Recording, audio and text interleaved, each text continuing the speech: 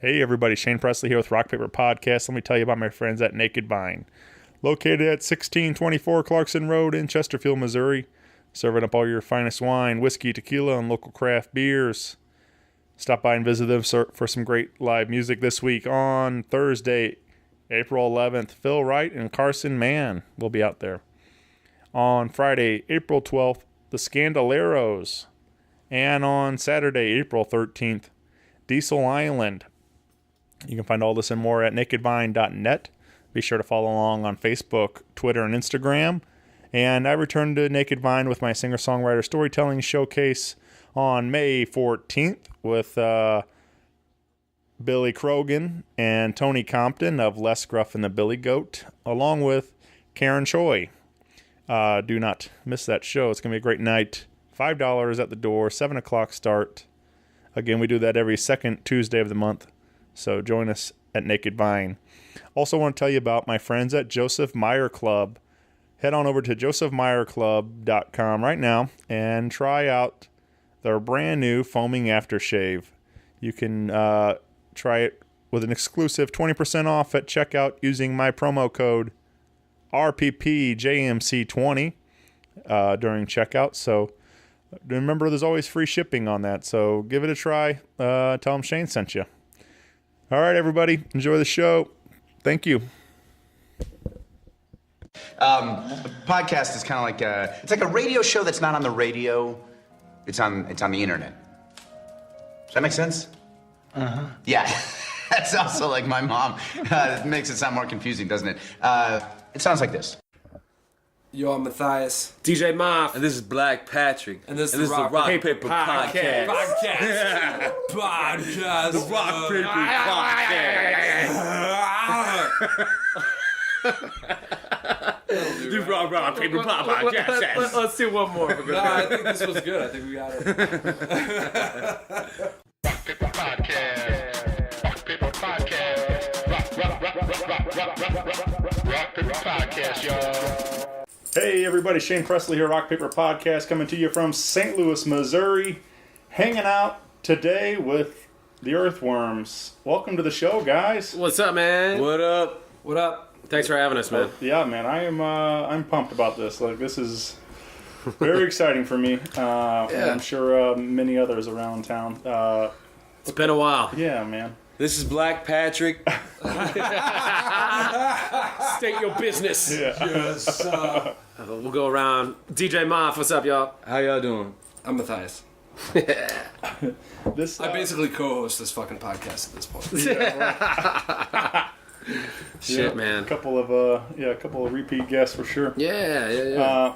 But I think I kind of told you guys, Mahf and Mathias for sure when you guys were on, but I think I kind of got into it a little bit how I kind of stumbled upon the Earthworms on accident through the internet several years ago. And The internet. Yeah. Tell me more. Those waves. Yeah. I wish I had that scene from Jay and Silent Bob memorized. You know, like, what the fuck is the internet? Right. Reading the script. If I'd have been thinking just there, that's what I would have said. Right. But yeah, I remember. I guess the first track I noticed was "Get Up" with Steve Ewing, and that was where I was looking for some Steve Ewing stuff, and then stumbled upon that track, and I was like, "Who is this? And what's going on?" And like, so it was kind of crazy to learn about you guys without ever, meeting you or seeing you out live and everything. And I think you guys had called it quits by that time. Steve's the shit. Hell yeah. Yeah. I love Steve. Yeah, I love that guy. Legend. So anyway, this is a real treat for me that we're back. We have a show. We have things going on. So it's for me, like, as a fan for a long time now, I'm really excited to finally get to see you guys doing something live. And Oh, thanks, dude. so anyway, We're excited too, Yeah. man. It's been almost 10 years, so we back for a second. all right. Yeah, this is my first podcast, so Wow. I'm kind of excited. Yeah, too. It's cool. He just learned what a podcast is. Yeah. I've only been on this podcast tip for like 4 or 5 months. Yeah. Nice. Mostly Joe Rogan, Yeah. to be honest. Well, I brought my The Rogan DMT for later, so we'll do. Oh, we're gonna get weird. Yeah. I keep joking about it.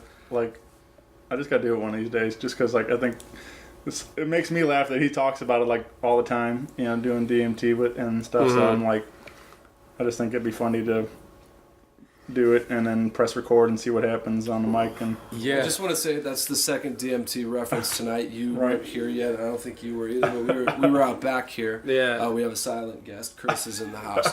And Chris lived in California for a while. We were talking about Northern California, and I was at a tattoo shop one day where they were growing the plant in which DMT is derived from. Yeah. And for that reason.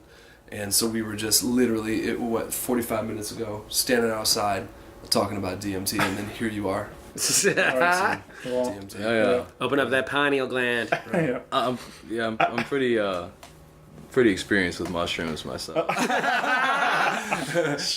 Tell us about DMT via mushrooms. Yeah, see, I don't know much about DMT beyond what I've like researched through the YouTubes. Right.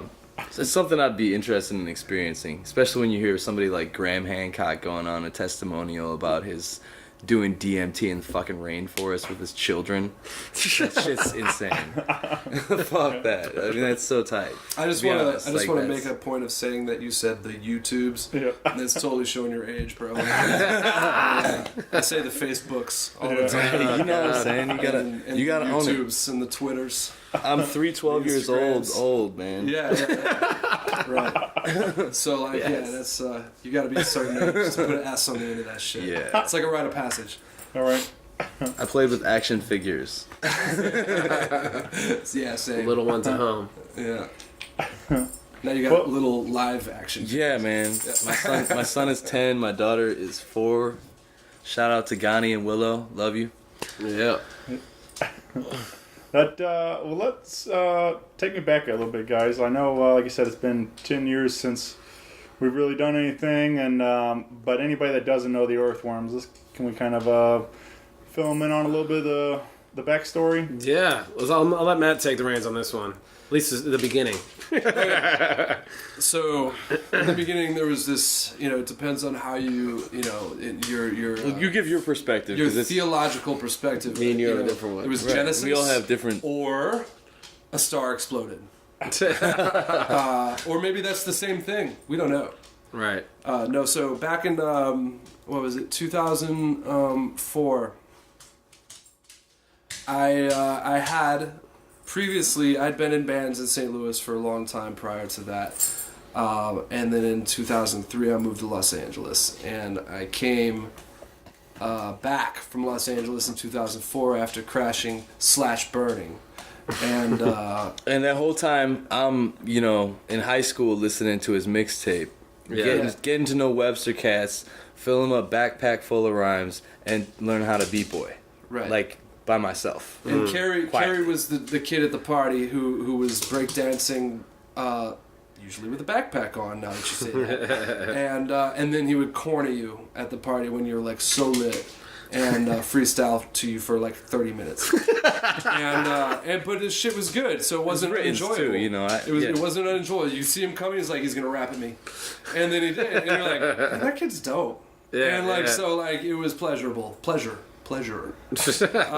So anyway, I come back, Carrie and Justin, Justin being Comma, who is not here. Fourth member of the Core Project. Yeah. So Core Project was a band at this time, and a big band.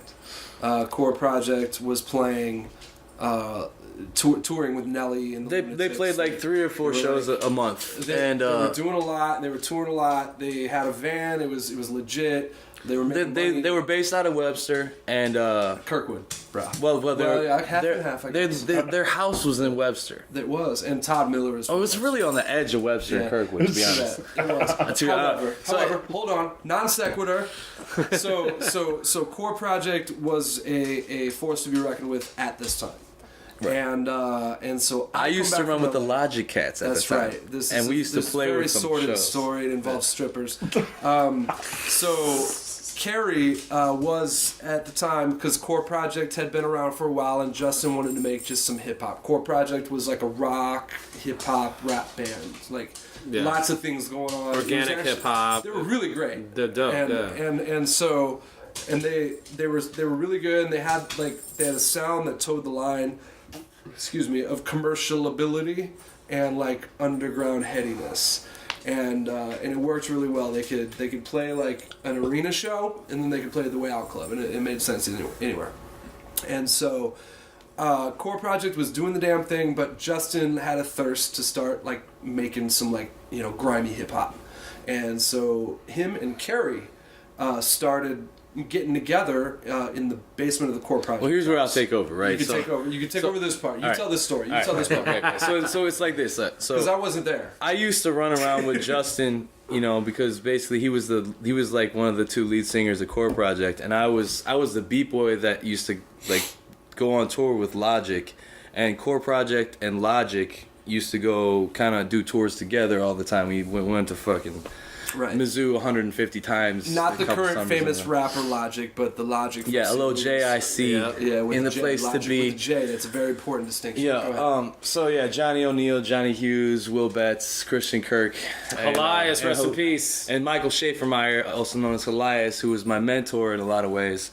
I used to kick it with Elias. He was the DJ. I was the beat boy. I was kind of like the unofficial 6th member / 7th member. That's how me and you met. There was Rocky. Yeah. So at the time that we were doing shows, I would go with Logic, like on a little tour, and then like maybe 3 or 4 times a set, I would either come up on stage or just go out in the middle of the crowd and like bust some beat boy shit and like make everybody go crazy. It was just some acrobatic athletics shit, that I was trying to put to music. It's some shit in my blood that I didn't really understand at the time, that I was just expressing because it felt right. And at the same time I started learning to do that shit, I started actually collecting a book of rhymes. Not so much a book of rhymes, more like a backpack of fucking little bits and scraps and pieces and shit. And yeah, every time I would see Kama at a show, and I always called him Kama, everybody else called him like Shaggy and Sutra and stuff like that. But I called him Kama. I always cornering him at Cicero's and rapping his face and shit like that. And he couldn't like shake me off. So like finally like he started hanging out with me. We started like going to like bars and stuff like that together because I had just turned 21, or at least I was about to turn 21. I don't exactly remember the details. And so he at some point he had this dude named Matt Vogt making beats in his basement at the Core Project house, which is right at the corner of Kirkwood and Webster. I live in Kirkwood, and I grew up in Kirkwood, and Kama's Webster cats, and the Logic cats were all from Webster. And Elias, the DJ for Logic, had been making beats with me, but we kind of had a falling out where like he felt like I wasn't dedicated enough, and he was starting to like give all these like beats that we made together to like other artists in St. Louis, like Ja Davis and like Mathias and like Frozen Food Section, like Jonathan Toth from Hoth. Yeah. And he was getting it all involved, and I was a little butthurt, but I was like determined to show him that I was for real about this shit. So I just went over to Kama's house one day, and we just started like recording random ass shit in his basement. And then like I went over there one more time and recorded, and it was the first time I'd ever recorded like my vocals, and it was interesting because he had like a cool setup in the basement. And then the next time I was over there, Mathias was back from LA, and it was like crazy because I was like hanging out with this dude who I'd been listening to on a CD for like a year and a half, like not knowing him, like knowing he was like this kind of like 4, 5, 6 years older than me, like well traveled, like been in a lot of different bands, you know what I'm saying, super experienced, had all these fucking great ideas, and like we just like all were in the basement of Core Project house, and like it just all clicked, and we came up with the Earthworms that night, and we made this beat, and we made this like a 4 or 5 song like little LP that we ended up scrapping because we lost it and it got destroyed in some sort of transfer issue. And so then we ran into this dude Engelbert who Jonathan Toth from Hoth knew, because Jonathan Toth from Hoth actually dated my sister back when I was 17. Hold on, you're skipping some shit. So it's the most long-winded intro. This is no. Anytime I'm on this fucking podcast, like it's a 2-hour long intro. Oh, me and him did this last year.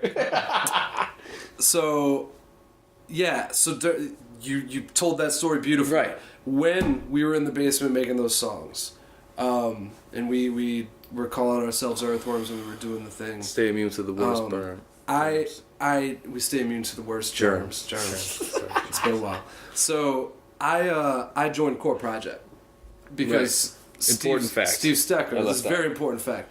Steve Stecker, one of the founding members. Steve Wick. Yeah. He quit and moved to Chicago, and he's moved all over the damn place since then. I think he lives in Florida now. Amazing artist. And he quit the band because he just wanted to get out of here and do some other shit. And so instead of Core Project folding up, they decided that they were gonna, I helped talk them into, like, they didn't know what they're gonna do. They're like, what are we gonna do? And I'm like, I'm gonna join your fucking band, and we're gonna be Core Project, and we're gonna like go and keep doing this shit because I want to play in stadiums and shit because you guys are playing in stadiums and shit. And I just slide right in. Slide right up in there. And we actually did start making a new record. We had initial recording sessions. Todd Miller. Really happy about the way the recording sessions were going and such, and. They also had Todd Miller, who's an amazing bassist. He's an incredible bass player, and now he's he's something different now. But anyway, he's an incredible bass player, and he was really the machine that made the thing work. He really was. Todd quit the band because he chased his career, and so we went through then a succession of bass players after that. The vibe was never the same.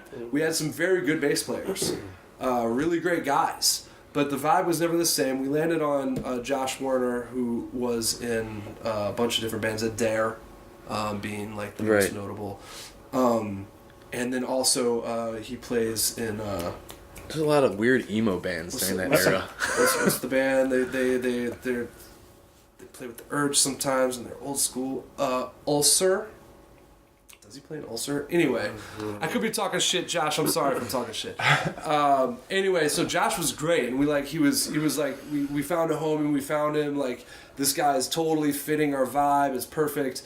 And then the band that should have broken up before I joined the band broke up eventually.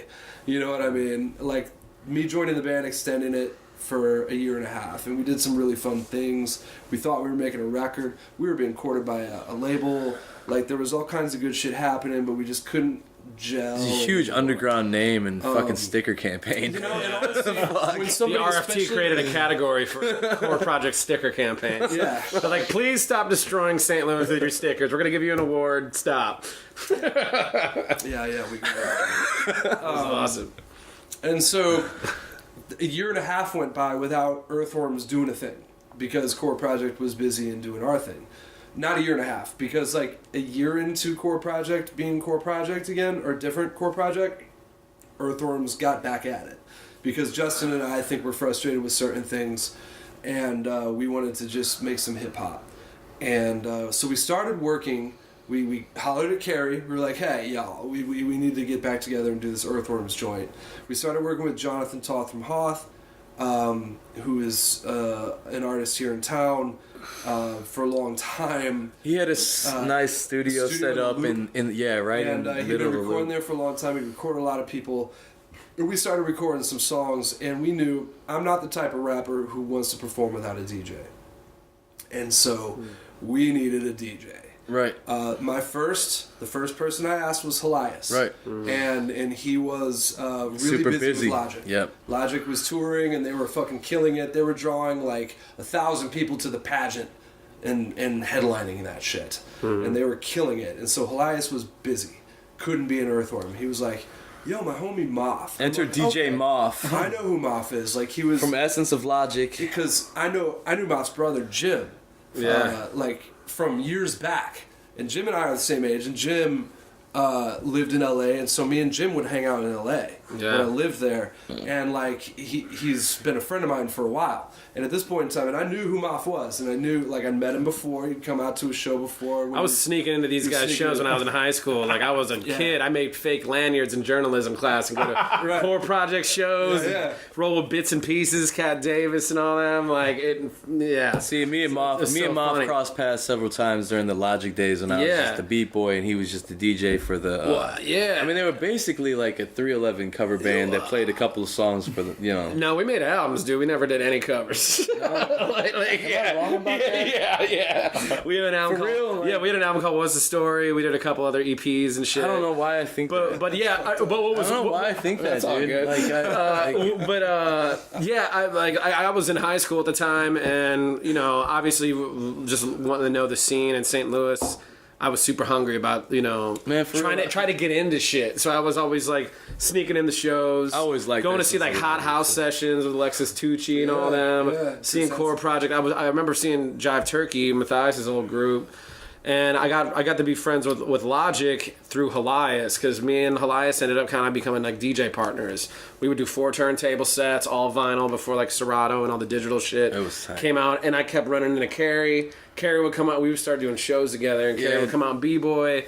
I would go to the Logic house, and like Elias would be like, "Come over and record with me on Saturday at noon." And I come over, and there'd be like cake shells laying everywhere, people passed out, like laying on the concrete floor in the basement and shit. And we would just smoke a shitload of weed and record a lot of music. And that's kind of how I got connected with Carrie. And I met Kama through my brother. I met Mathias through my brother. Mm. And, I was kind of just like the baby in the group that was this high school kid that like, I just was a super hungry DJ, man. And like no one around me even understood what I was trying to do, and it just became something that in a way I got connected with J Toth, with Jonathan Toth from Mahf and Frozen Food Section. I started working on albums with him, albums with Tucker Booth. I did some stuff with Serengeti, all these different people. And the Earthworms thing, I think we did a show in Columbia. At the Blue Note. Blue Note. My band Essence of Logic played with Core Project. And Has It To Booty. Yeah, that was a great. I don't know why I remember that, but I fucking do. But we got done, and Matt came out to me. Mathias came out to me at the end of the show, and he's just like, "You shouldn't be in this band. You should be my fucking DJ for my hip hop project." He's just like, "You're too good. Don't do that. You shouldn't do that anymore." I was like, "Oh, man. I love Essence of Logic. I might have been a little cocky, and you know what? Those dudes are great dudes. Those are all my high school homies, man. We had a great time. We had success too. We were touring and doing our thing. Jeff is out there killing it. Jeff is still killing shit. Jeff Nations. Jeff to do with the curly hair. Yeah, you don't have any hair anymore, man. He got a big old handlebar mustache. He's got a very good looking mustache. He's got an incredible mustache. He's got a wonderful mustache. Jeff, I love you, brother. He's a handsome gentleman. I still got curly hair in my mind, bro. Yeah, the Robert Plant. Yeah. Yes. No, he's a fantastic dude, and Essence of Logic was really, really fun. And, we were young, man. And we were young, and honestly, like, Justin and I were out in the crowd, and we were cocky. And we were cocky. We had reached this, we were a little older than them. And we had done some shit, we were cocky, and so we were like, we're going to steal their DJ. And so we did. Long story short, Mahf still played with EOL for a little bit, like a little bit after that. Yeah, and the guys started going up to college, so the band kind of fizzled out naturally. Well, that's what it is. The band fizzled out. Like nobody stole anybody, and nobody. No, it's just like we hit that age where it's like, all right, one of the dudes is going to Columbia. It was all one mutual respect. It was all cool, but like just life shit. The initial thought was that we were going to steal their DJ, and that's what we set out to do. Yeah, man. And it worked out. And so Earthworms was born. And so by the time the first album came out, I think we had it like halfway recorded by the time you joined. Yeah. And by the time No Arms, No Legs, Just a Head and a Body came out, Mahf laced it all up with scratches, and he was a full-time member. Samples and crazy shit. And we went full steam from there. Yeah. Yeah. So there's your hour-long description. Good Lord. So there's that story. Right. Yeah. Foot and mouth. Let's let Shane talk, guys. Let's let Shane basically say something. Cover band. Sorry, you're good, bro. Long time, man. It's that might have been some carryover from some Essence of Logic versus Logic Salt. Some mushrooms. Adventures. Well, so you guys did what? Three records? So we did 3 full lengths. We did a mixtape. We would do like samplers and stuff, or when we would do like different like South by Southwest and festivals and shit or whatever.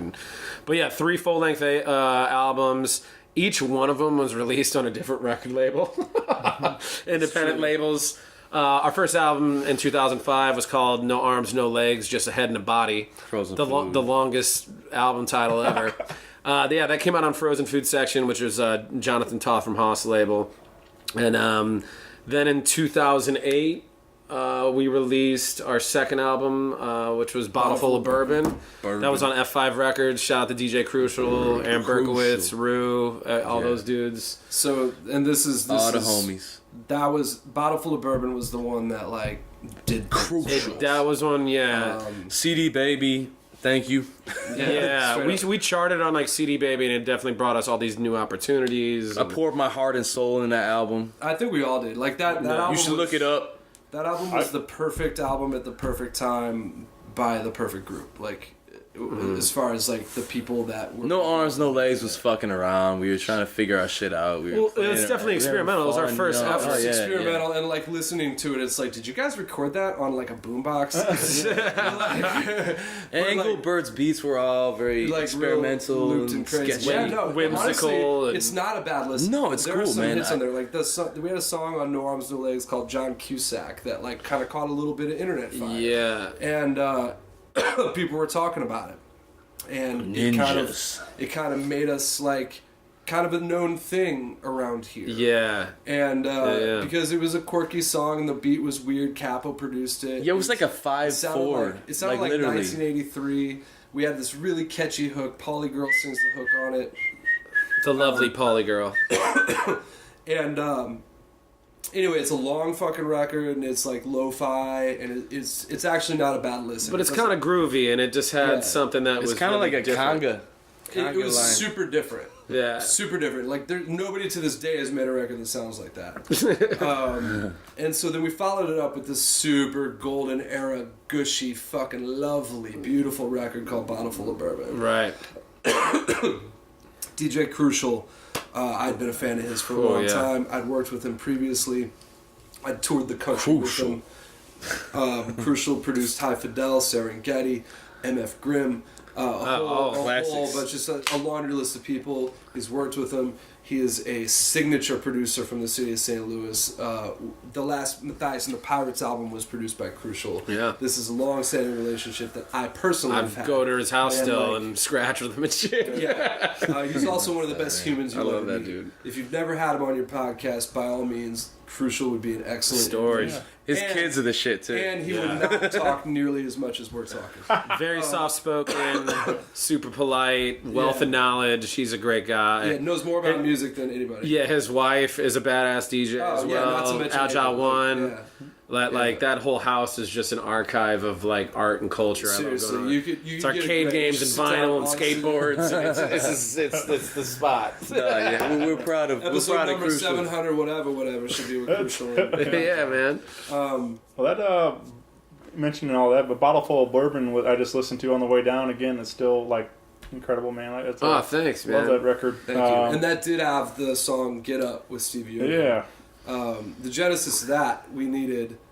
Was that on Bottle Full of Bourbon? Yeah, it was. So we needed 2 more songs to complete that album, which is funny because it has 18 songs on it. This goes to show you the era we're talking about. Hour-long albums and shit. I still remember seeing Steve Ewing bouncing up and down the stage in like '95 at Point Fest 5. Well, yeah, I think everyone here came up like it's a St. Louis staple. The Urge so amazing. It was so cool to like be able to do something with him. Oh, dude, my 2 older brothers, like the first local band I ever heard was the Urge. My brother Jim had like Fat Babies in the Mix on like cassette tape, which was a live recording from Mississippi. Because of the Webster ties, because of the Webster ties, he was always really tight with Logic. So even before we did that song together, like he always used to like point at me and you know, when Logic would open for the Urge, because you know he knew I was their beat boy and everything, and then like you know my. Yeah, I don't know. It's I mean... Well, I had a long-standing relationship with him as well prior to this because, like, I'd opened for him a bunch of times at this point in various bands. Yeah. So, like, I was like, we're doing this song. Capo gave us a couple beats. One was Backside, which I still love to this day. Yeah, that's on that record. And then the other one is Get Up. And it was the last 2 additions to the album. We felt like it was missing a couple of vibes. Yeah. And so Backside provided the dirty, Get Up provided like the single. It's like a funk energy, Afro beat. Well, Fela Kuti sample, and it's a really iconic Fela Kuti song, and like like it's kind of like super piratey that we used that fucking sample. Right. But we did, Okay, so I need and we made a that really cool sample. song out of it. And then Steve came and sang the hook on it, and it just all coalesced. He had fun with it too, man. Yeah, it was he did. super loose, and Yeah. you know, and we ended up shooting a music video in LA for it. We did on the Sunset Strip. That was so. With my I was so pumped when he backed me up in my vocals. I was like, man. oh shit. Job Turkey Vulture. Yeah, dude. So the music video for it is the corniest thing you'll ever fucking see in your life, and I think it's because none of us I think it's a dope video. none of us had ever shot a video, and so none of us knew how to be still. Well, there also You know what was I mean? no We're all concept. Just, like, rap hands all the time. We literally made it in like a day, and we're making it up on the spot, pretty much, with my homie Steve Soria, my brother Jim, Mahf. Yeah, there wasn't a concept. We didn't have a storyboard. I conceived my son that day. Really? Was that day? Yeah. Yes, on his LA vacation. In the shower. Oh man, this is incredible. Rock Paper Podcast first. This is incredible news, y'all. I did not know that. It's true. Oh my god, I'm hilarious. gonna look at that video entirely. That's the day Ghani was made, I'm dude. just gonna see Ghani. It's fucked up. Every time I look at it, I see the same Which is thing. funny Like, because, yeah, because Nato Khalif's little daughter is in that video. Yeah. NATO was on there. Steady was Steady's in in there. there, yeah. man. Like And then we had that was a great day. we I had a shot, great time like, that my day. brother we shot scenes in my brother's tiny kitchen on in the his Sunset Strip. I love you, Ariel. in his studio apartment, and like we didn't have, there was no budget. We did what we could with what we had, and you know, it was a good launching point. Honestly, it was cool. I look at it and I just see some dudes who've never shot a music video. It's a little cringeworthy. Yeah, You know. it's certainly got some cringeworthiness to it. It's like whatever. But it's good. It's good. It's fun. I'm a handsome motherfucker. It's fun to like just to monitor that growth though too. You know, like to see that stuff. Like, hey, man, this is where it was, and now Yeah, that's you know, to me. It's just a time Right, capsule. yeah. I don't. It is a time capsule. I don't criticize it really. Yeah. The YouTube comments were funny because, like, since we shot it in LA, dudes thought we were trying to be We were trying to St. rep Louisans LA. repping LA. We're like, no, man, we're just here. Like, what the fuck? Calm the fuck down. Right. If you have a chance, My to shoot homie a and his like video super talented art team want to film a video for us for free. Why the fuck would we say no? in Hollywood, like, of calm down. course, like Well, fine. I guess that's a pretty good explanation. Who the fuck these dudes? I don't know. Trying to rep LA. Get the fuck you, out of Joel. here. It's like, Billy Goat's gruff. it's like, chill out.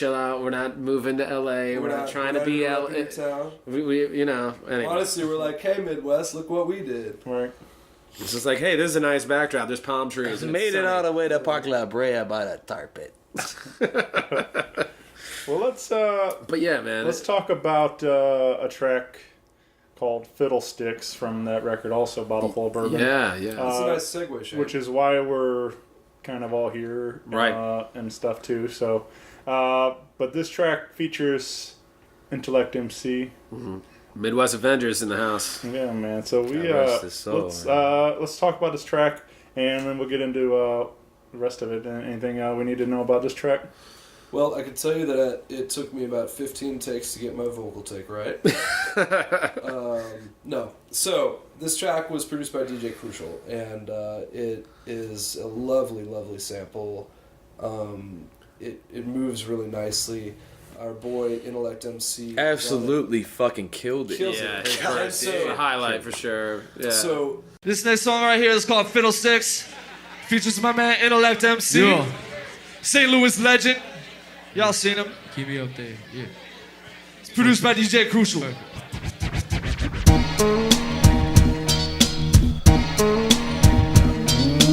Got to put your soul in it. Got to put your slow your roll, baby. Look and listen. It's food on the table, but the cooks is missing. Cats wanna start it, but ain't finishing. I been eating spinach and getting strong. When I'm finished, I hit the be damn if I'm a stress and let it get to me for long. My tension comes out like a symphony in every song. What you giving me? Is it the best? or the rest? That shit that you scraped off of your chest? The stress is that freaking mess. Let me guess, you need a broom, a band-aid with a nudge out the door, and I'll see you soon. You wear a bigger mask on your face than MF Doom. I can see the lines through it, I put my evil eye to it. Welcome to my movement, methods are tried and proven. Keep your high using our music forward and fluid. People die refusing to just let love rule them. Every bump in the road becomes something that unglues them. Stricken with indifference, tripping on insignificant gibberish. Like Grandpa used to say, fiddlesticks. I'm here to eat the cake and get my kicks, kick and spit under the F5 skyline. This is it. This music pulls you, yeah, what you tend to go through. They became the who, what, where, and why. Knock around some noses in the sky. No blue in these eyes, just drive, man. But why, man? To finish the cut, hot all balls, no guts. Improvise so much, conversate between the fuck. Cigarettes suck, stress is a bitch, so I smoke too much. Fearing the hype of blowing up, but some say he lyrics is butt. Simple yet tough, experience the rough, rugged and raw. Harvard law, enough's enough. Stress release from this cup, and it's stressful, and it's an ache in the head. Grieve the stress, pop to leave and rest instead. Can see the road in the studio, unless that studio's on the road, man. I'm getting high, baby, I'm getting high, baby. Frozen food section, we getting high, we getting high. I ain't one to complain.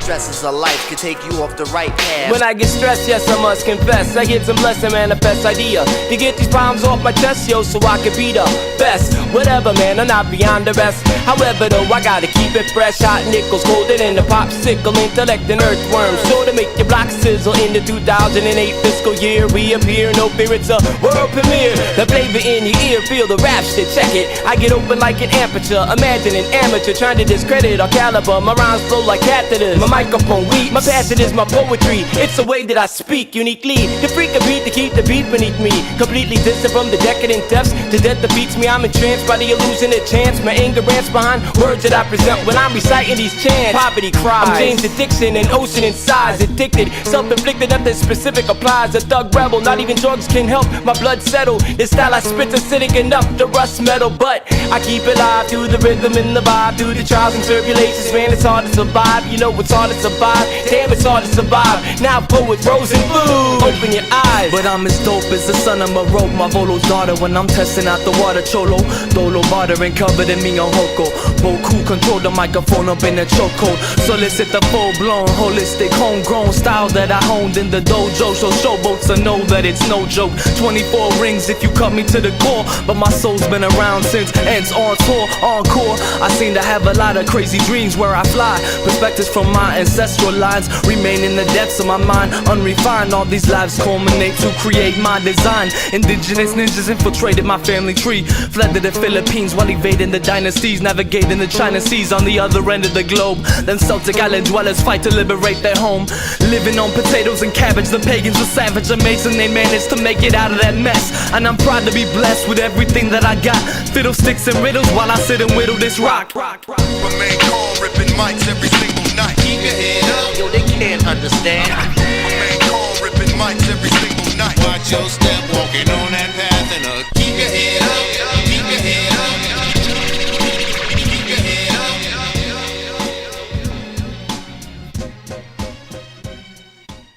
Intellect MC, Joe Ruma, he recently passed away, and his remembrance, the tribute show for him that's gonna benefit his children is this Friday, April 12th, and it's at the Way Out Club, and it's like a who's who of St. Louis heavy hitters. Yeah. Just go look it up on Facebook, Joe Ruma.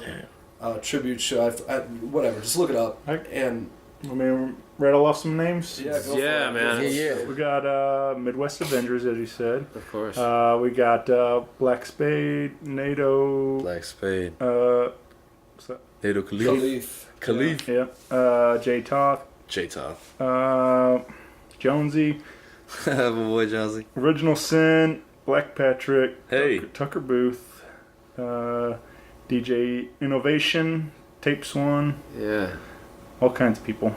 And hosted by so-and-so. Yeah. So much hope. There's a lot of people on this bill. Damon's on this bill. It's kind of an all-star team in like the early 2000s, mid 2000s scene in St. Louis. Apostrophe N, apostrophe SO. So it's gonna be a huge family reunion, man. I'm really looking forward to it, and it's a good cause. So please come out. Tribute. All the merch sold. There's T-shirts and CDs featuring Intellect. All the merch sold. Every dollar is going straight to his children, and that'll help him out a little bit. Give him solid little chunk of change so they can that's cool. do whatever they want with it. Honestly, but yeah, Joe passed away, and it's a real sad thing, and we're all pretty shook by it. Joe was one of the best rappers to ever grace a stage or a microphone in the city of St. Louis. Most definitely. He did reach higher heights than just being a local rapper. He was on Wax. He did collaborations with rappers from other places who were a larger scale on an independent level. He was known, and he was one of the best battle rappers and freestylers the city's ever seen, for sure. He had this effortless delivery. He could freestyle his ass off, but he could also write his ass off. He was really deep. He wrote a lot of really moving lyrics, and his delivery of them was just so effortless and fluid. Right, he's eloquent too. Eloquent. Shit. And also one of the most supportive people, one of the nicest people you'd ever meet. When I started rapping and came into the scene, I identified him. There were a couple of MCs in town that I identified as like the best, and I thought Joe was one of the top two. And he, he was somebody who I set a goal for myself that I was going to get good enough at my craft to where he would want to work with me. And then we did. We worked together. We recorded a few songs together. We toured together. Midwest Avengers was his crew. Before that, In Limbo was his crew. It's an honor to be on the track with the dude. It really is, and it's an honor to be on this bill this Friday in tribute to him. Whenever someone wants you to take part in a tribute to someone's life, it's an honor, and especially someone with the gravity of him in this hip hop scene. Looking back, he meant a lot here. He hadn't been around in a while. He had his demons and his devils, and but when he was around and when he was active, he was the force to be reckoned with on a microphone in town. Like nobody could touch Joe. And yeah, man. So he was our homie, and so Intellect, he rapped on Fiddlesticks, and yeah, it made it a beautiful song. And we'll put it on this podcast here for everybody to hear. Well, we got $10 tickets, 18 and up. Again, that's Friday, April 12th, at the Way Out Club. Doors at 8, shows at 9. Come on and have a great time. Yes, please. All for a good cause, man. Do that. Do that. But that's so we got that one, and then you guys we have another. You guys are doing another show.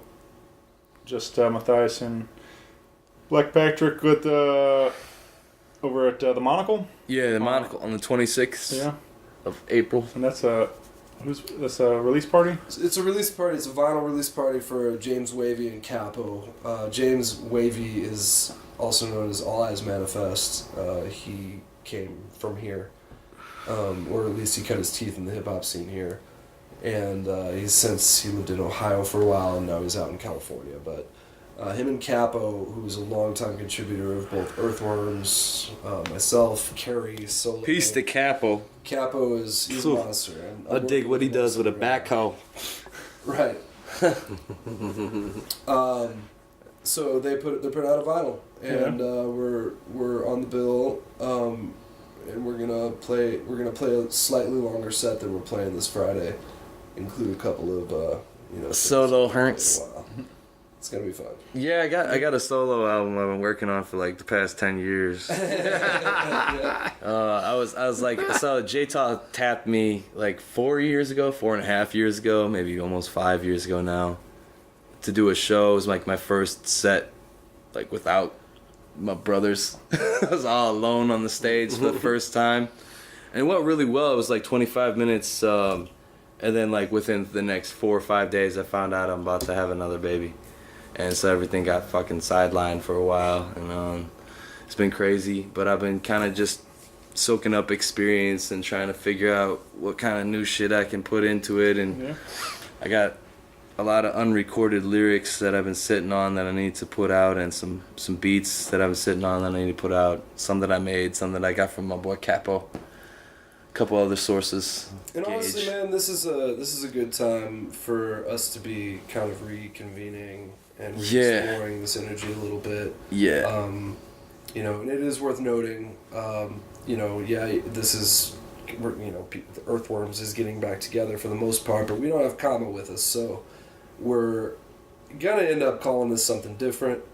You know, we don't know what yet. We're figuring that out. We have some new music. We're exploring options. Yeah, Mathias and I are working on some new tracks right now. We got some beats. He made a beat with Capo. I've got a whole bunch of beats that I've been sitting on, like I said. So we both been kind of thinking about what we could do. I don't know. It's something definitely. It's good. The timing is great because like Carrie's coming in. You know, he's coming out of a period of his life. You know, he's been hibernating. Hibernating. I've been going hard for the last 7 years with Mathias and the Pirates. Mahf has been going hard as much respect for all that shit too. By the way, thank you.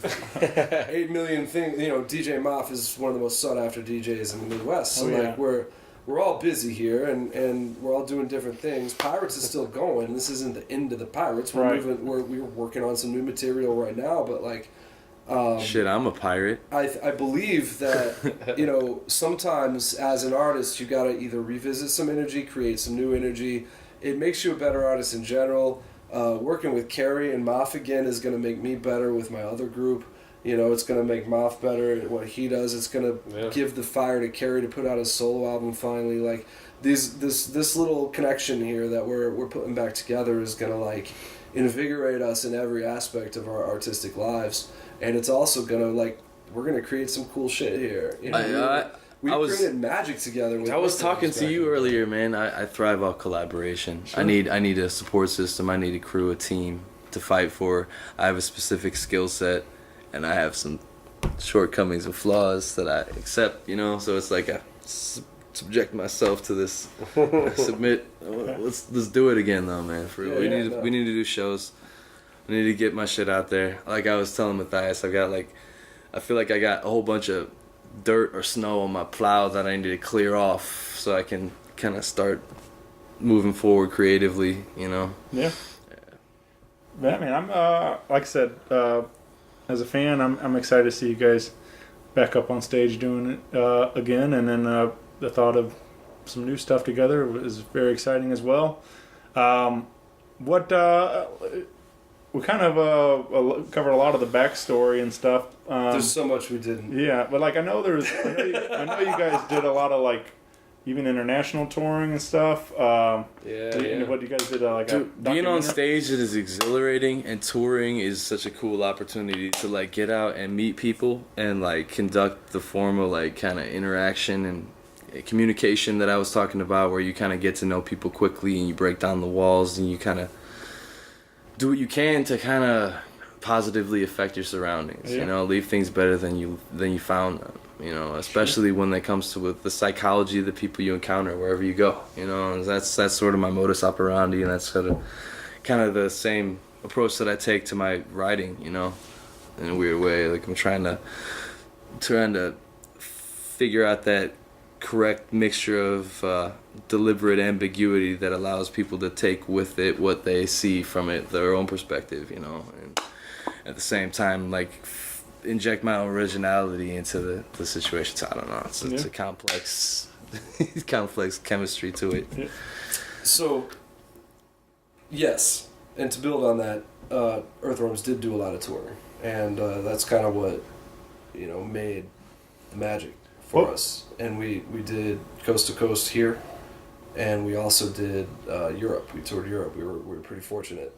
To our second album, like Catching Fire the way it did, our second album, Bottle Full of Bourbon, we haven't even talked about Midnight of the Capricorn yet. Bottle Full of Bourbon caught fire. You know, on an indie level, we had international distribution through the Orchard via F5 Records. At a time when it was really hard to be an artist, I'd like to add. At a time when it was hard to get distribution too. Well, it's like the crunk era hip hop. The worst time. Yeah, this was like when Lil Jon was at the top of the world. Yeah. And so we're out there pushing this indie golden era style stuff, and it actually like caught a little bit of fire, and national publications were noticing, and like people outside of our sphere were noticing, and we were able to like do some really awesome stuff. And the European tour was a military based thing. It was through Armed Forces Entertainment. It was 10 years ago yesterday we left on that tour. That's crazy. Wow, guys. That's crazy. And so we went to Europe for a couple weeks and toured military bases and had an incredible time. Yeah, we brought a team of... it's quite an experience. We brought a team with us. Our homies Fresh Air came through. We were collaborating with them and doing a lot of shows. They learned how to, you know, put a lot of these songs together with a full live band. They had their own set that they would do. I would DJ in the beginning. So we had like a full set basically that we would do at all these different army bases, and it was just an insane experience meeting all these people. I had two really close friends, two of my best friends that were Marines at the time, and I contacted them and I was just like, man, we got hit up about this tour, and they were just like, man, you have to go do that.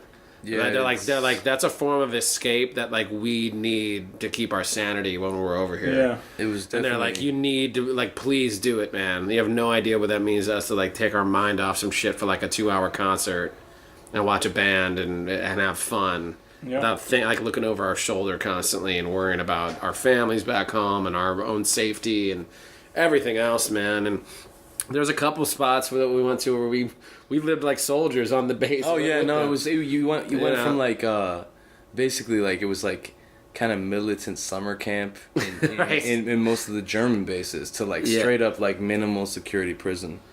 When we were in Kosovo. When we were in Kosovo, we were on military lockdown. Everyone had their own like little like pod to live in, and like there was like bunkers where the ammunition was stored in the center of like the walkways, and everyone was strapped. Well, they're you know, like whether they were Ukrainian or where, you know, there was a whole bunch of different. They had British troops stationed NATO. there too. It was NATO troops, so there was different, a whole bunch of different countries. Well, they were flying Black Hawk helicopters off the base right next to us, going into like battle. It was an active war zone. We're just sitting there like. But in all those places, like, and we were partying. Let's be honest, we were partying before those. The coolest that Kosovo like, section of the trip, and we were straight up sober for a while during that whole area. The coolest shit was like having an opportunity to like kind of, whatever, you know, like get out there and like actually talk to like kids young men that were like our age and a little bit younger than us, that had like done a tour and like were like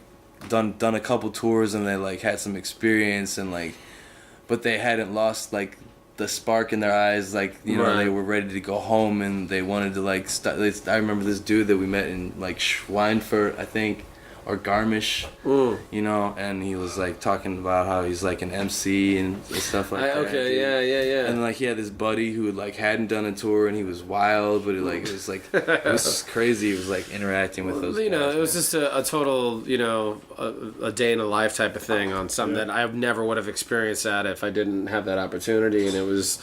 I'm grateful that we did that. Dude, shout out to Armin, the bus driver. Right. Oh, man. This German dude who's a bus driver. So we had, when we went to the Netherlands, we had special tea time. Not only that, as our bus driver would call it. We had a fucking amazing tour bus the entire time. Like, it was like... It was on some MTV crib shit. We had like the PlayStation in the back. Straight luxury. I slept in like the luggage container area. Like, it was so roomy. We were having a good time, man. Dude. And one of the things though is I remember he dropped us off for special tea time in the Netherlands, and we went to this spot. That's code for smoking weed at a coffee shop, guys. Yeah, in Heerlen. And we went to this spot. Yeah, was it Heerlen? Heerlen. And it was we it just closed up. Yeah. And we were like so excited to go smoke legally and not have to fucking whatever. This was before anything was legal in America. Dude, I smoked everyone under the table. But they were closed and they let us in, awesome. and the owner was hilarious, man. I was so determined to get there that night. I was like, there's a backstory to this, but yes, let's go ahead. Yeah, but I just remember the owner let us in and was so geeked out to have us because he kept saying that you're a famous American hip hop group. Yeah. And we were just like, we are. We're totally famous. And he's taking photos of We're definitely American. He's like, here's a picture of me and Snoop Dogg with this dog. No, he's this taking dude, photos of us and shit. That was hilarious.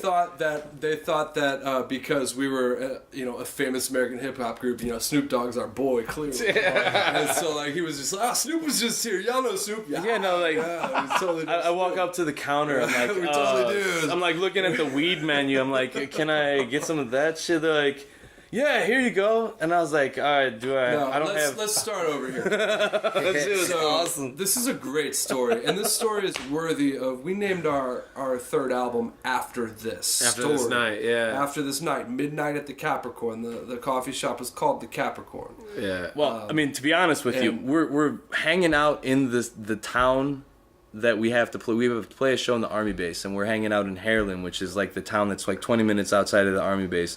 Before we have to like start setting up. Forest where they fought the Battle of the Bulge. Yeah. So this is where we're at. We finally find like the weed shop, like the head shop, but it doesn't open till like 4:30, and we have to leave at like 4. Mm-hmm. And so I'm like, fuck. Yeah, horrible. Carrie, meanwhile, has been a little bitch this whole time. He hasn't been able to fucking smoke any weed. And he's I was cool as hell. I was happy. He was. I'm definitely slightly exaggerating. But I wanted it though. He's a weed head and he wanted the weed and he got his mind set on this and he was looking forward to it. We all did. And so we got there, it was like, bummer. And so we had to go back and play the show. We knew the place closed at midnight. And we finished the show at 11:15, maybe. And we're 20 minutes away. And we're like, I'm carrying amphitheaters down flights of stairs. We're gonna fucking make it. And he's like, dude, just amps down the stairs like he went into power mode.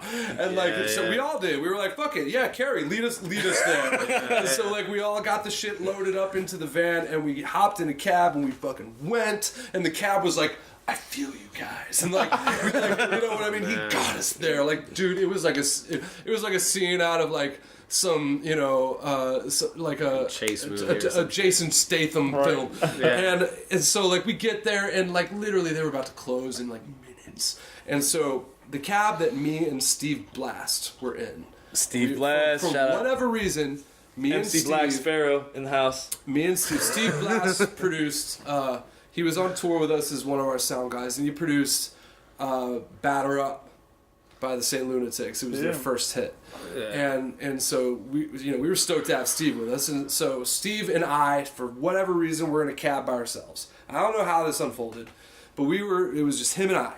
And we show up, and I got a bunch of CDs in my hand, and we look like rappers. So grateful for these motherfuckers. And so we show up, and they're like, "Oh, we're about to close," and etc. But what's that in your hand? I'm like, "Oh, these are our CDs." They held it down we're like an American hip hop group or whatever, and they were like, "What are you doing here?" We're like, "Well, we're on tour. We just played down the road in Brunson, and here we are."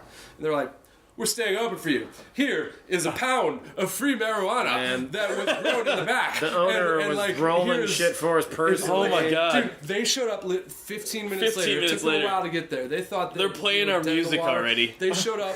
Our music's already on the. I'm like, what the fuck's going on? This place is dead, but it's open, like not open. just for us, but for everybody else in the place could stay too, and everybody's like rocking out to our shit. Steve's wearing a brand new jacket branded with the fucking coffee shop's name on it. I'm rocking a new hat. Dude, the owner's already at the table tending to our vaporizer. I'm like, what the fuck's going on? And like, they walk in the door and we're like, hey guys. I'm like, what the fuck is going on? I walk over to the fucking counter. I'm like, let me get some of that fucking Hawaiian shit. Was it the Hawaiian mist? And they're like, here. And I'm like, I'm pretty sure that's the same weed that I saw over there. And look, it's all the same. Those of you listening, like some of you are going to be young.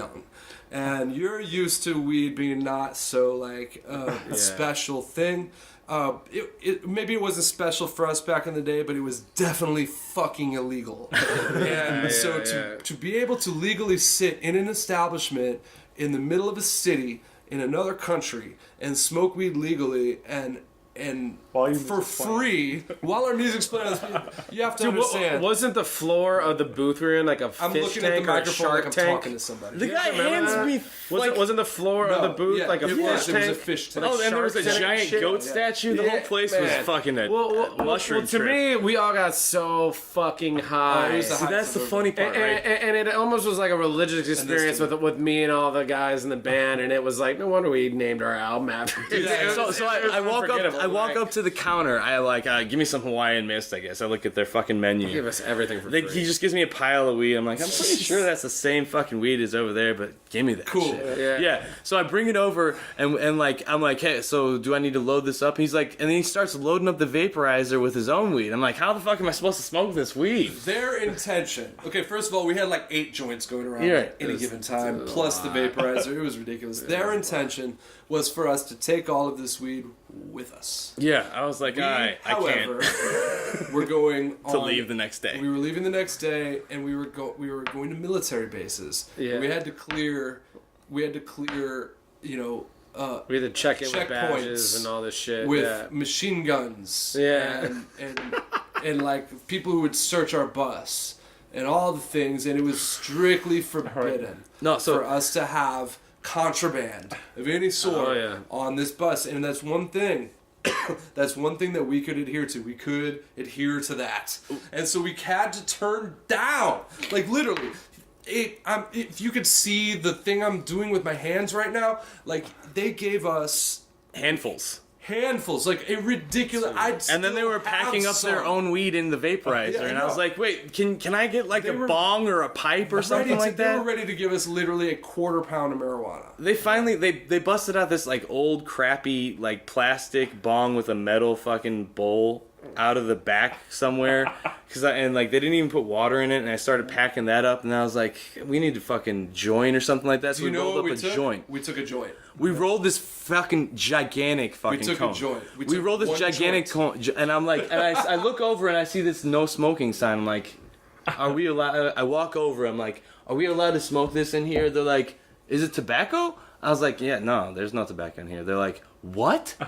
I was like, there's no tobacco in here. They're like, it's pure? I was like, yeah. Why would we put I don't want, and they're like, I guess, no, you can smoke in here then. I guess it's okay, you know. Knock yourself out, American. And I went over there, I'm about to light it up, and I look over, I'm like, oh shit, I forgot there's a bunch of hash in here. Knock yourself I walk out, it back over, I'm like, hey, there's hash in here too. There's hash. We put hash. They're like, no, that's fine. Hash, no tobacco, right? I'm like, yeah, no tobacco. What accent is that? I don't know. It's my attempted is that Flemish. Flemish. Anyway, so he's like, no hash, no tobacco. I mean, a lot of hash. It's like, oh, that's fine. And I'm like, all right, cool.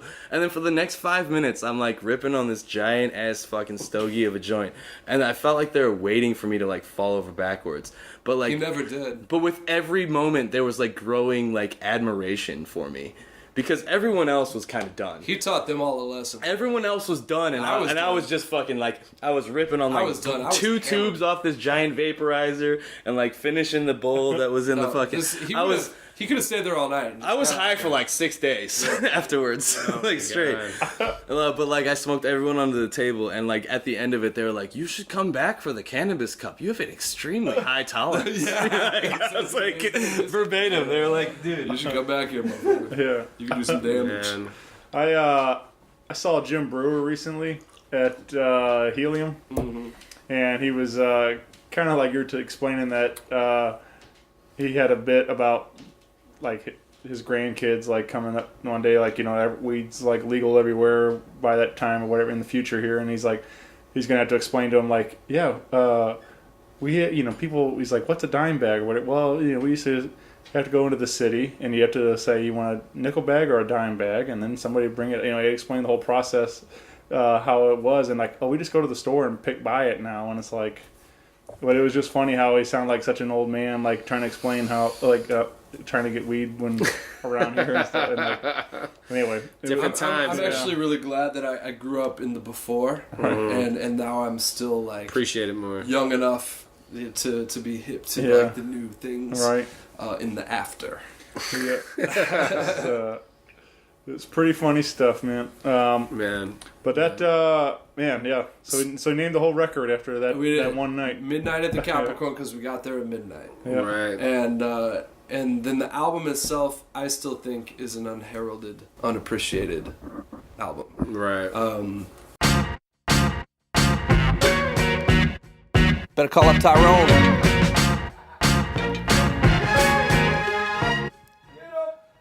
He's your boy, your homie, your main man, compadre. Lives out in a nice suburban home with a driveway. Nondescript hippie with product that needs to flip skippy. Buds are drippy and his fingertips are sticky. Lives like a gypsy, drinks like a senator. Better to keep a low profile, a silent predator. Just another guy like you or me, but with more cheddar to spend on odds and ends and buying shots for his friends.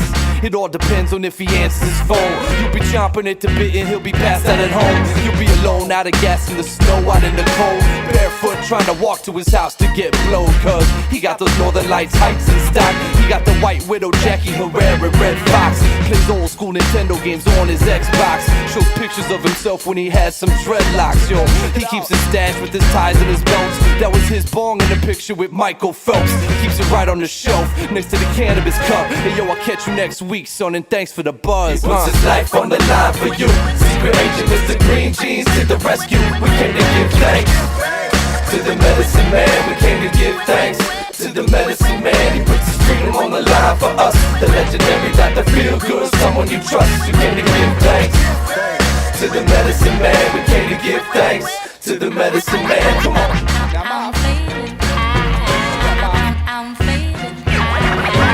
Keep your high using our music forward and fluid. But I got off by 3, but he's gotta go by 5. 15-minute trek, ATM, then a train ride. Blackberry blowing up, now more kids are showing up. Save him the kind, or maybe just a dime. Faces and spaces, the red line. Got a 30-minute ride to the gold mine. To roll mine, a whole mine, I'm good for weeks. His bone was what you stole by being roommates with cheats. Clientele of different speech, he inherits each. Dreaming of another bad jerk, what's my sleep? 4:30, and I gotta cross street. Calling him, I'm almost to the door for $10 more. Pick up the pace, tonight I'm Samson from Half Baked. Who wants more? As beads of sweat hit the floor. Gassed out of breath, I made it 2 knocks to the door. His green's always so pure. Come on man, open the door. I'll smoke another Ben Sherman, he's coming for sure. It's always green on the other side, it's the paper, and you know it's more important to stack it. The medicine man, we're giving thanks to the medicine man. He puts his life on the line for you. Secret agent Mr. Green Jeans to the rescue. We came to give thanks to the medicine man. We came to give thanks to the medicine man. He puts his freedom on the line for us. The legendary Dr. Feel Good, someone you trust. We came to give thanks to the medicine man. We came to give thanks to the medicine man. Come on.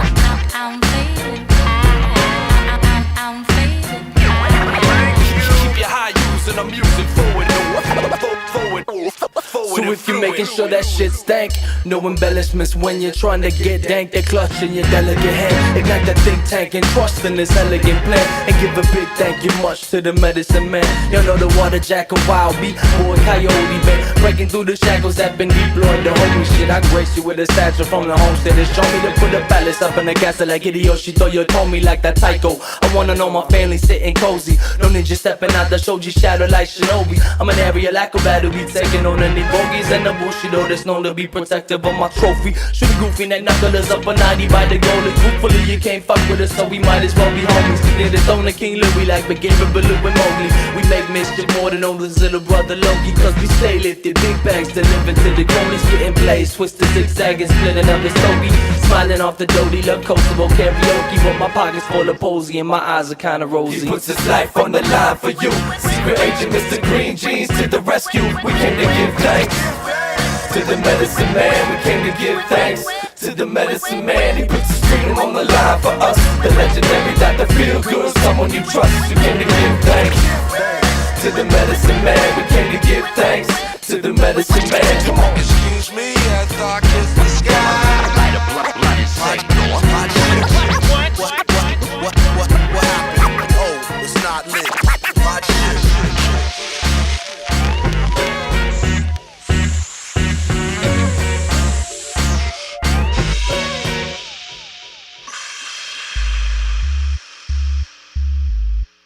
I'm already kinda high right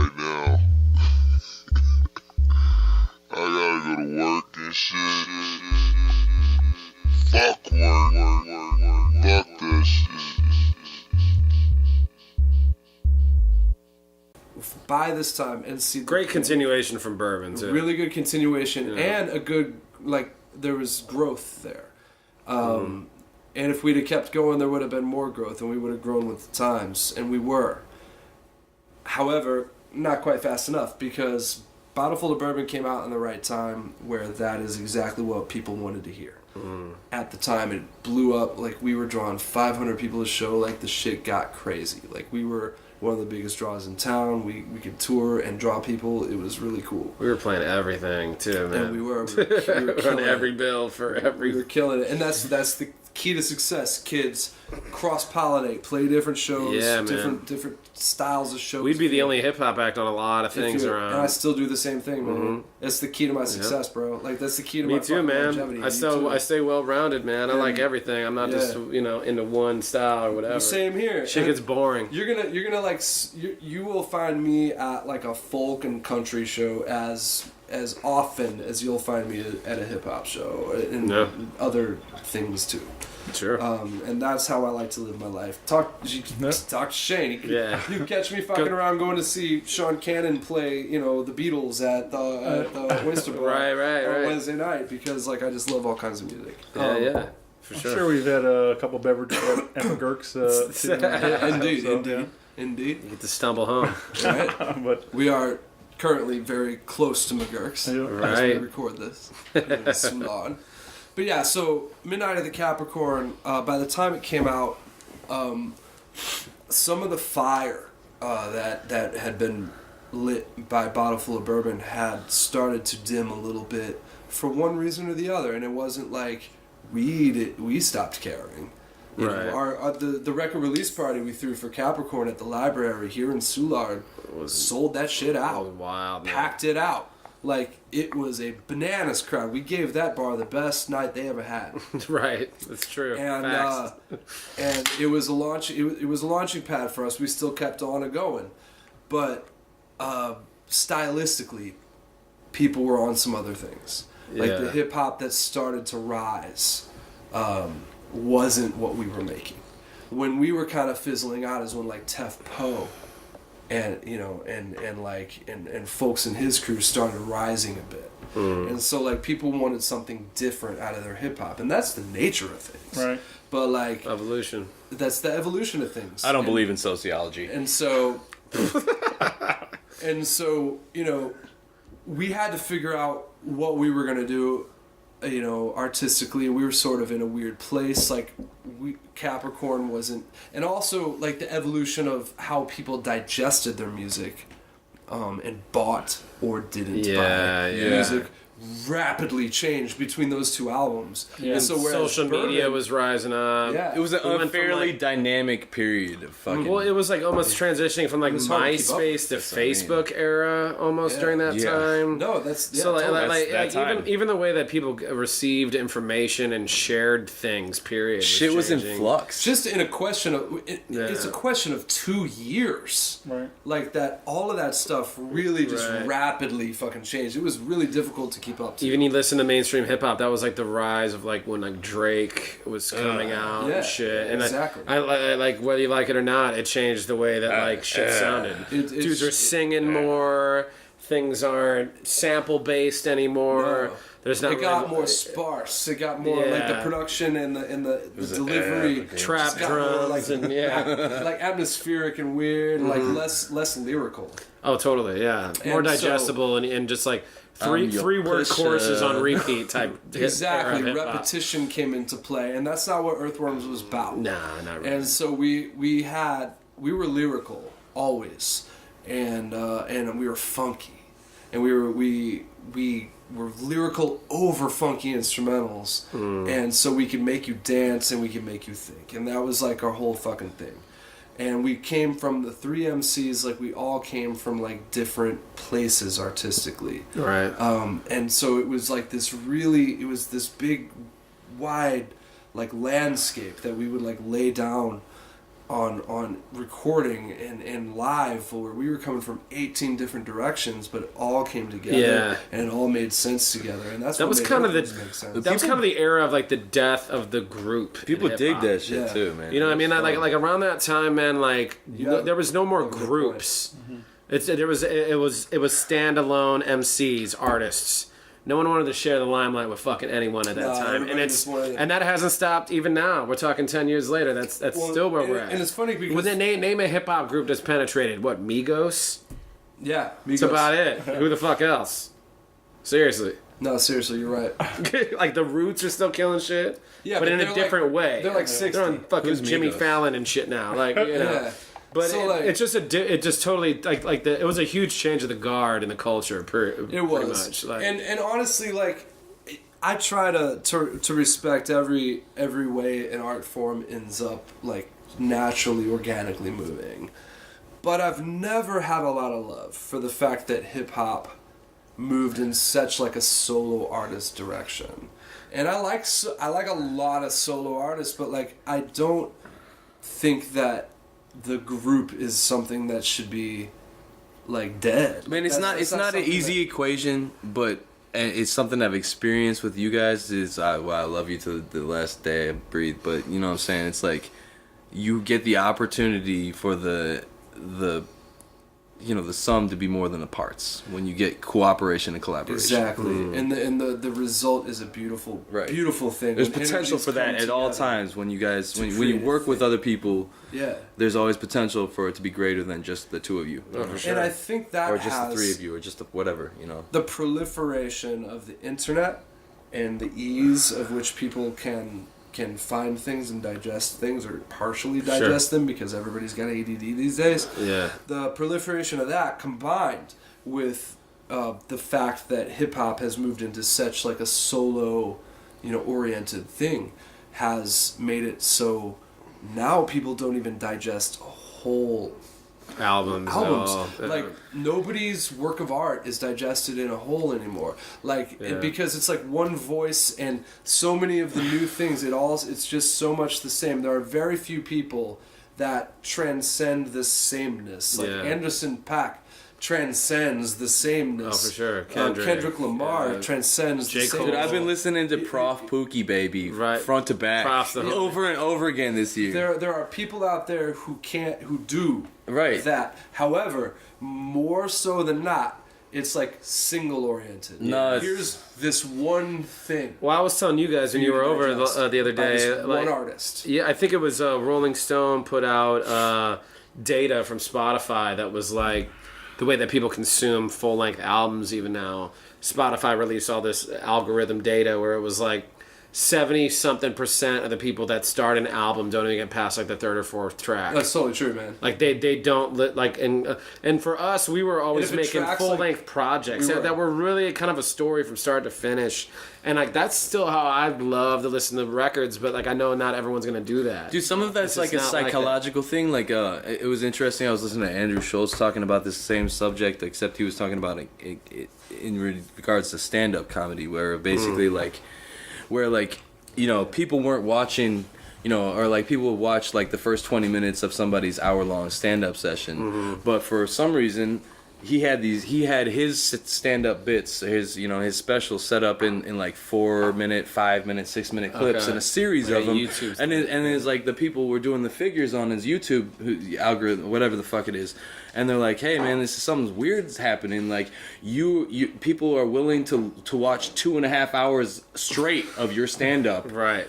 If it's cut into clips that they can pick and choose between. Oh, totally. And so it's weird. This weird fucking psychological back and forth. There is potential for like that kind of, but it's like you have to figure out how to like adjust to the current proclivities. Or you don't adjust to it at all. Right. That's another thing. You give people what you want to give them. Yeah. That's my philosophy. But I'm playing devil's advocate. The pendulum swings back to. Right. Being able to digest, people having more depth, and appreciating more depth, and being able to digest something with depth over a more extended period of time. Most of these kids these days, man, and I'm not like a fuck these kids, but a lot of kids, man, they've grown up in this era. Well, it's and instant gratification. It's instant gratification, and they can barely get through an entire song. Yeah. And certainly can't listen to a whole album. Well, even as a DJ, You know what I I mean? struggle with And that that's- too. it's Like crazy to even me. whether you're talking about a stand-up comedy set, Yeah. a full-length album, whatever.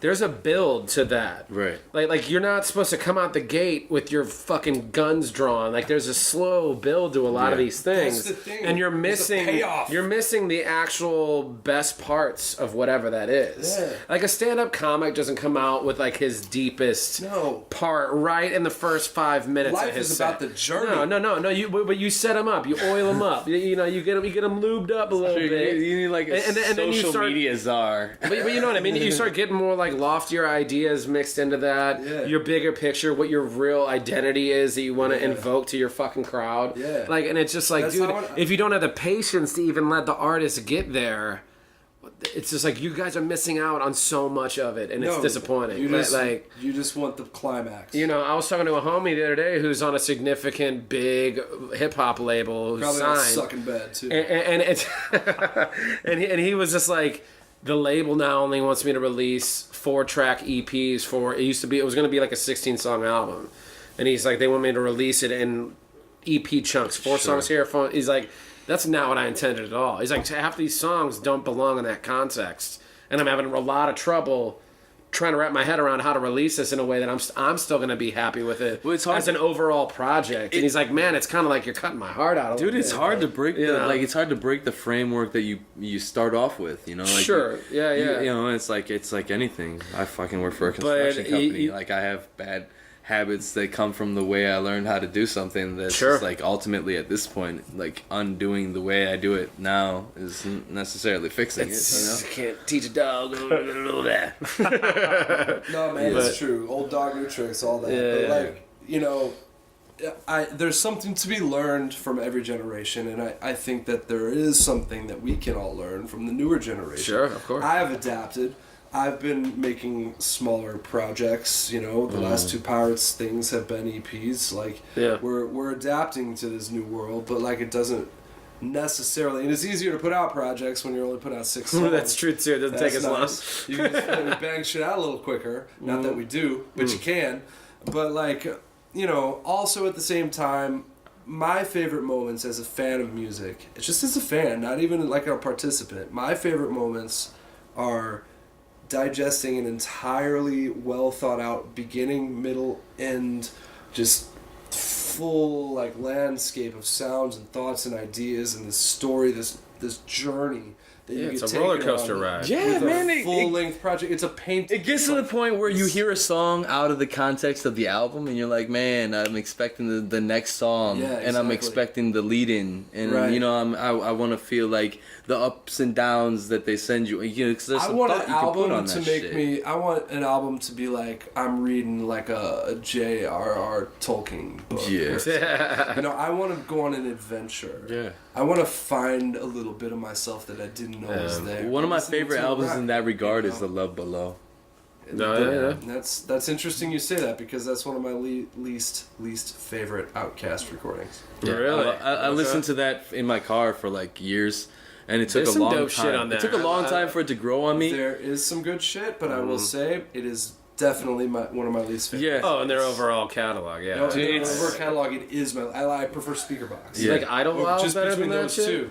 Dude, Idlewild's tight. Idlewild's just like a musical. Like, Yeah. you have to treat it differently. It's still part There's of some the interesting lineage, things though. on Part of the Idlewild. lineage, but it's a musical. It's Sure, I get the made context is specifically for film. I love Killer Mike was on the the Grammy award winning single. Dude, Killer Mike's the shit. but you know what I mean. Run the Jewels is the best thing in rap music right now. I fucking love those guys. Shout out to Trackstar. I met you But- in the club in Atlanta, Georgia. So, but no, Outkast, man. Yeah. Like, They're one of those. I groups. just, you know, Aquemini, bro. I don't know. It's like one of those things where I sat on it and listened to it and listened to it and listened to it. I had a baby through it, and eventually, I like, feel you. eventually it made so much fucking sense to me. It's like, it is like the album that like kind of crystallize. Or Well, there was another thing that I read you know? recently too, where it's like the music that comes out when you're like driving age is the shit that will stick with you and mean the most to you your entire life. Yeah, there's like some, it actually has this memory pocket like there's some in your brain. Oh, there's some developmental psychology that's not about true that. for me at all. Not just 16, but like you know, like the era that you're impressionable. Like early, like late high school, college. Early college shit. Age, yeah, true for me. Well, yeah, I mean, because obviously, I think you're a sponge during that time too. You're soaking up like all different life experiences. You learn how to be an adult. Yeah, the world's coming at you in a different way. You're working now. The music that accompanies that experience. Oh yeah, you're falling in and out of love. You like all kinds of you're music, heartbroken. You're doing dumb shit. You're doing drugs. My dad did a good job. Like it's just like super impressionable, obviously, but it's like sometimes somebody can throw on a track that I maybe hadn't heard since school, but I'll go right back to that day and I'll tell you like, where, you know, I was like, oh yeah, and I can remember, you know, these guys driving around in my car or whatever it was, and like I can tell you the whole story, and it's like it's kind of crazy how music's that time capsule and that memory lane. That's kind of cool, man. Yeah. I get that with smells. Man, I tell you what, the 3 people who are gonna have, you know, the stamina to sit through this entire interview are really gonna get they're gonna get the payoff. This right here is a microcosm of what we're talking about. Right. That bourbon here's that bourbon started hitting us. Right. Sorry, y'all. Matthias has to deal with me. You're welcome, everyone. But cheers, man. This is it's been an incredible evening, guys. I really I'm excited again. Like I said, I'll be there the 12th. I'm gonna come rock with you guys. Please come and support our homie Joe. And if you haven't been around for a while, like I said, it's gonna be a big family reunion of just incredible artists and people that some people haven't been active in a while, and we haven't seen them perform in years. Some of these dudes, and it's gonna be awesome to feel that energy again. And to some of the younger folks out there who didn't recognize a lot of the names, I feel it's really important. To be, if you're a fan of the music that comes out of your city, you should investigate the music that comes out of your city and the music that came before your time. Definitely. And the music that came before that time. You should know what you're dealing with. I've always been someone who wants to know everything. I just have a curious nature, and I just want to know everything. I want to know where things come from and where those things came from, and I don't expect everybody to be the same way, but I do think that if you're into a certain type of music, and you know what I'm saying when I mean into something, I mean into something. If you're really into it, if you're like, St. Louis hip-hop is dope, and you don't know anything about what happened 20 years ago, or 10 years ago, or 8 years ago, or 5 years ago, like, you're not doing your fucking job. Yeah. Like, get out there and, like, research some shit. This show is going to be a really good crash course. Like, there's going to be a lot of legends on this bill. Legends, people I looked up to. People that looked up to us, that are now legends in their own right, are all on this bill, and it's heavy hitters all night long. And it's in tribute to the best of us. Joe was the best of us. And he, you know, he deserves the kind of tribute that he's going to get Friday night. So come early, digest the whole thing. Drinks are cheap at the Way Out Club. Cheap. Right. And you might have to wait 20 minutes for a beer. That means you just got to get 2, because they'll only have 1 bartender ever. But, like, just get 2 at a time and you're going to be all right. And, like, just come early and digest the whole thing. Enjoy yourself. Turn your fucking phone off. Don't fucking live stream the shit. Fuck all that. Just absorb that shit. Absorb it. Like, have fun. Talk to people. Get to know people. Like, go up to some of these old heads and be like, yo, what's up? You know, like, I'm a 22-year-old rapper. I've never St. Louis, you know, we lost a good one. We lost one of our fucking heroes. We lost one of the best. He's an inspiration, and it was an honor to be on a track with the dude. And my love goes out to his family and his friends. And yeah, man, hopefully y'all can come out and see the show. Hot nickels colder than a popsicle. Like the Earthworms. Show to make your block sizzle in the 2008 fiscal year. We appear, no fear, it's a world premiere with the flavor in the ear. Feel the rapture. Check it, I get open like an amateur. Imagine an amateur trying to discredit our caliber. My rhymes flow like catheters. My microphone weeps. Passion is my poetry. It's the way that I speak. Uniquely, to freak the beat, to keeps the beat beneath me. Completely different from the decadent dust. Shit. This dude's already got word twisters and shit. Can't duplicate that. Intellect MC. Rest I put a lot of work into that verse, and I was happy that like it kind of, you know, tried to hold water against that flow that he has, man. That shit's sick. You gotta come with the fire. That's yeah, what man. it is, It worked out. It's a good track. DJ Crucial. Shout out. Yeah. All right. Well, thank you guys, and I'll see you all Friday night. All right, yeah, man. thanks for having us, man. Yeah. Thanks, Shane. Bye, everyone. Hey, by the way, before we go, I just want to say Rock Paper Podcast is the oil that keeps the machine moving here. Like, you, Shane, have started a beautiful thing, and you put this scene on your back, and you support wholeheartedly and without any sort of agenda. Yeah, and definitely. And it's a wonderful thing, and it's being noticed. We notice, other people notice. You're universally loved in this town, and just like from us, thank you for what you're doing here. Thank you guys. No one gives a shit like this guy. Yeah, man. I love what we got going on here, and I'm happy to be a part of it all. Like, this has been something really cool happening right now in St. Louis, and so I'm just having the time of my life being a part of it all. For sure, man. It's a great opportunity. Yeah. And you know what? Appreciate you guys. A Jump in. warm, heartfelt shout out to Kama, aka Justin McGinn. Yeah, man. Earthworms. We love you, miss you, bro. Without you, my friend. Kama. I know you're gonna listen to this. Maybe not the whole thing, so maybe you won't even hear this. But we love you, and we haven't forgotten about you. Campaign Kama. And we are not actually Earthworms without you. We can't even put our dang on it, dog. There's no dang here. We're dangless. So much love to you, brother. We'll see you soon. All right. Bye, everybody. Peace. Rock Paper Podcast. Rock Paper Podcast. Rock Paper Podcast. Rock Paper Podcast. Well, yeah, that was it.